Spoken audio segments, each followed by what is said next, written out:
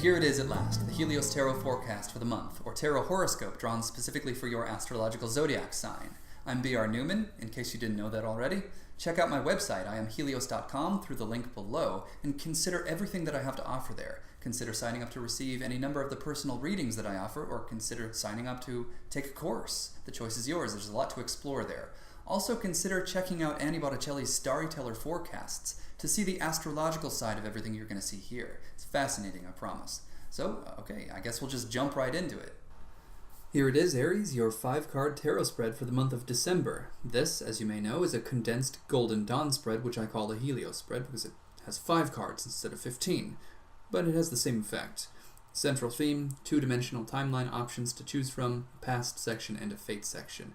In your central theme, you have the Princess of Cups.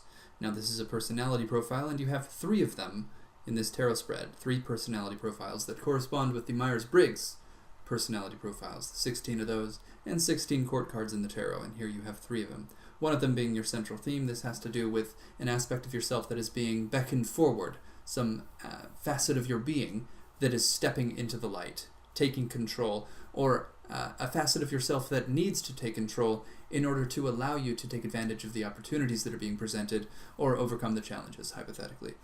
So your central theme personality is the INFP, or the Introverted Intuitive Feeling Perceiver in the Myers-Briggs system. This is someone who willingly performs noble services to aid society. They're extremely idealistic, someone with very strict personal values, and someone who's always seeking inner order and peace, someone very creative and reserved, though they're often full of ideas about how to change the world. So this is large-scale kind of thinking. And in this case, this would be a personality profile that would be most suitable to addressing these 2-dimensional timelines in a way that's most profitable.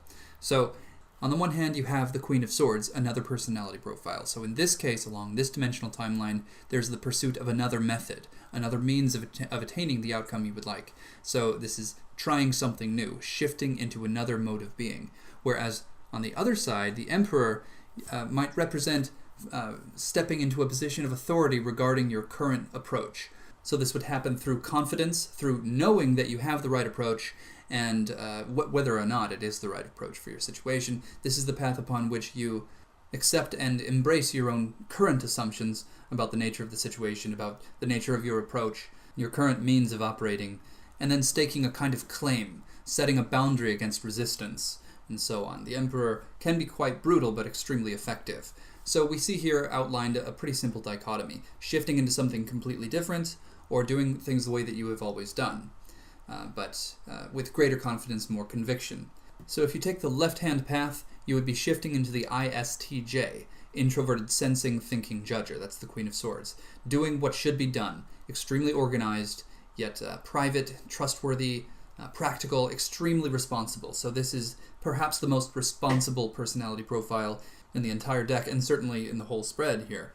So this is taking a path of extreme responsibility, which does suggest that the alternative dimensional timeline is less responsible. And if your current approach is represented by this other dimensional timeline, then this suggests, of course, it implies quite strongly that your current approach could perhaps need some revision.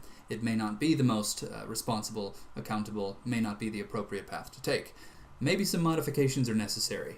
And take note, the mere suggestion of this possibility compels one to really re-examine themselves, and that very process is embodied by the ISTJ.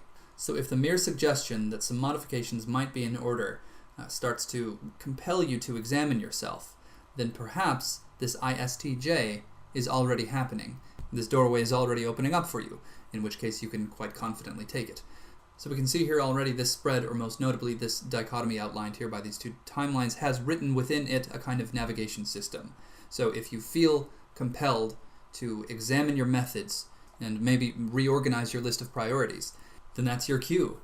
If you're not feeling any of that, then by all means, step up to the throne, claim your power, do things the way you know they need to be done. Just consider carefully the suggestion that this dichotomy outlines. So what's set all this in motion, and where's it all going?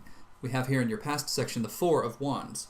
All 4s in tarot are associated with Chesed on the Tree of Life, Sphere number 4, which is benevolence. It's a healing force that repairs the world, and as manifest through fire, in this case this is balance, correction, completion. Something came around full circle and arrived at its natural conclusion. making room for growth and change that wasn't possible before. So new opportunity, therefore you have to examine your methods. Do you proceed as you always have and perhaps achieve more of the same, but perhaps to a greater degree, perhaps more effectively?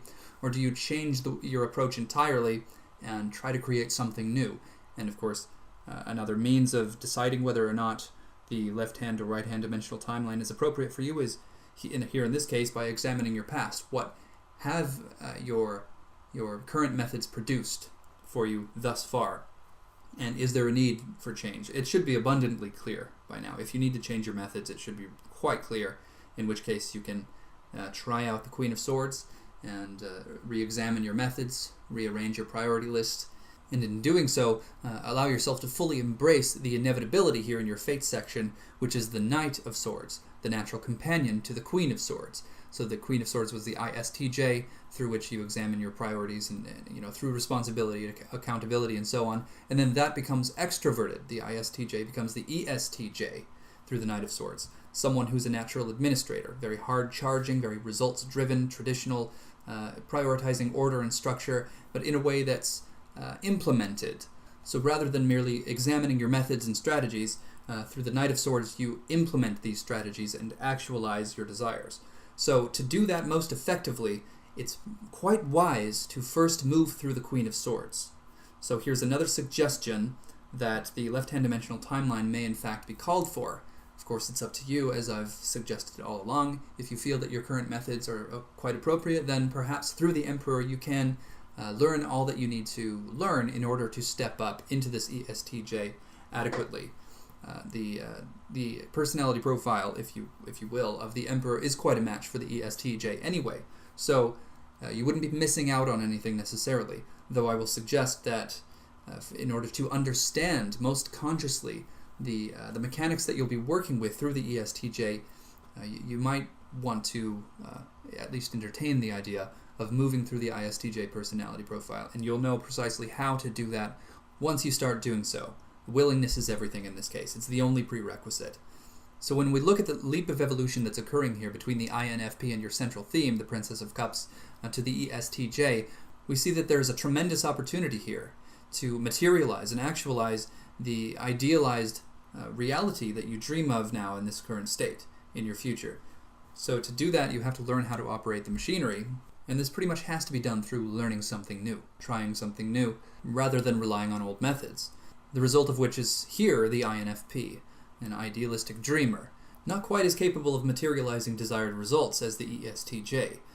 There's a kind of organization that's lacking in the INFP. We all have equal capacity to embody these 16 personality profiles at different junctures in life, so there's really no risk in trying it out. Certainly no risk that I can see here. And that about wraps this up, so thank you for listening to this.